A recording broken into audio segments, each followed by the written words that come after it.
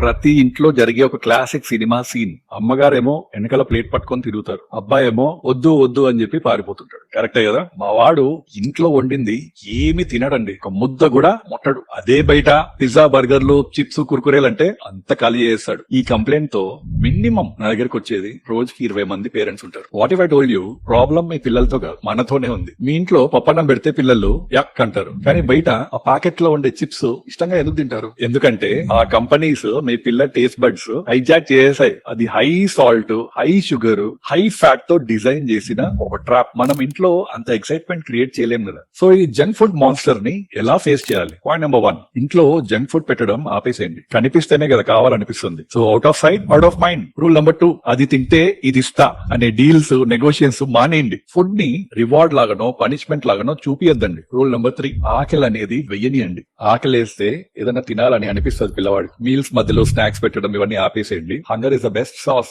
Rule number 4, వాళ్ళని process లో involve చేయండి. ఈ రోజు ఈ కూర చేద్దామా అని అడగండి. కిచెన్ లో చిన్న చిన్న హెల్ప్స్ తీసుకోండి. తన తినే ఫుడ్ మీద ఇంట్రెస్ట్ క్రియేట్ అవుతుంది. రూల్ నెంబర్ 5, మీరు కన్సిస్టెంట్ గా ఉండాలి. 2 రోజులు నో అని చెప్పి జంక్ ఫుడ్ కి 3వ రోజు పోనీలే అని కొనిస్తే గెలిచేది వీళ్ళే. అందరూ ఫ్యామిలీలో ఉండే అందరూ కలిసికట్టుగా కూర్చొని డైనింగ్ టేబుల్ లో చివరిగా ఎప్పుడు మీల్ చేశారు? Question your self. రోజుకి ఒక్కసారన్నా అందరు కలిసికట్టుగా కూర్చొని డైనింగ్ టేబుల్ లో ఒక మీల్ అన్నా ప్లాన్ చేసుకోండి. ఈ ఐడియా మీకు నచ్చినట్లయితే సేవ్ చేసుకోండి. ఇదే ఇబ్బందితో ప్రాబ్లం ఫేస్ అవుతున్న మీ ఫ్రెండ్స్ కి పంపించండి. Let's spread the message. See you in the next